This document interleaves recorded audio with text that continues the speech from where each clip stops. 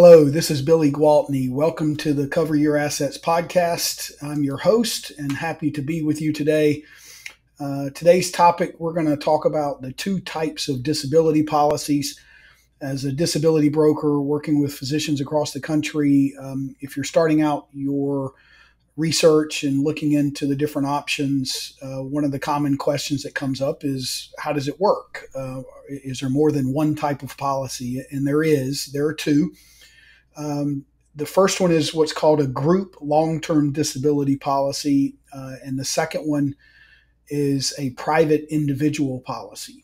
And while they both fall in the category of disability coverage, they function very differently.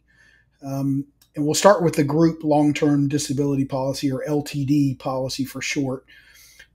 This type of policy, the sponsor that is offering the policy owns the policy. It's either an employer or an association or the insurance company that's offering it through the employer or association. They own the policy. So if you're at an employer and a university or a hospital and they have a group LTD policy, if you have one of those, then the employer calls the shots on that. Technically, the insurance company would. If they want to walk away, they can. But they go through the employer, and the employer decides what the definitions will be, what the cap is, how it's going to be structured, who's going to get it. They call the shots on that. The benefit of a group long-term disability policy is that it's available to everyone that's in the group, regardless of health. And so you don't have to do medical screening for it usually, although there's some association policies, some medical associations that offer disability policies that are technically group long-term disability certificates. And they may also require medical screening to be able to get that policy. But it still falls in the group and functions similarly, where the association calls the shots on that. The definitions can change, the terms can change, the benefit amount can change, and the policy can actually be discontinued. Again, the employer or the association would call or would make the decision for that. If it's through an employer, the benefit, if it's received, would be taxable to you, the participant, unless the cost for the policy is grossed up in your paycheck and you pay tax on that. That's a little bit complicated, perhaps, as I say that and you hear that and go, what does that mean? I'd be happy to answer specific questions about that, but you'll want to look into your situation to see if they are grossing you up so that the benefit would be non-taxable. Otherwise, it would be taxable. There are a number of restrictions associated with group LTD policies, primarily because of what's called adverse selection, which, as I mentioned earlier, everybody, regardless of health, is available or has the option to have the policy or is covered by the policy.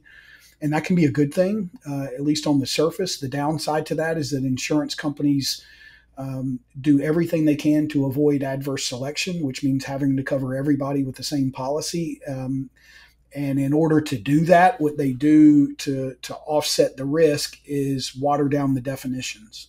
And so these kind of policies don't have what's called the true specialty own occupation definition of disability, the way it's defined in the second type of policy or individual policies. Even if they call it own occupation, what they mean by that is something significantly different. I've mentioned that or talked about that in other podcasts. They're going to define occupation much more broadly, typically, like physician occupation or MD occupation, which has a much greater list of duties that you could perform. So the threshold for being considered disabled can be significantly higher. There's usually a dollar for dollar offset for other income that is earned while on claim, whether that be from workers' comp or Social Security or another job you might take. If you're practicing in clinic and can't do that and you go teach, then generally that income would offset or reduce or eliminate your benefit from a group LTD policy. Also, I've never seen a group LTD policy that has a long-term recovery benefit. That's a vital benefit that pays if you medically recover from a disability and go back to work. But when you go back to work, your income does not recover to what it used to be, and that happens quite a bit. Again, group LTD policies and the association equivalent of a group certificate, I've not seen one yet that has a recovery benefit on it. There are often restrictions associated with collecting any residual benefits. This is really popular, I've noticed, with association policies where they require a period of total disability before they would allow you to be eligible to receive residual benefits, which are partial disability benefits. So in other words, if you're partially disabled, the policy would require you to be have a period of time of receiving benefits for being totally disabled first.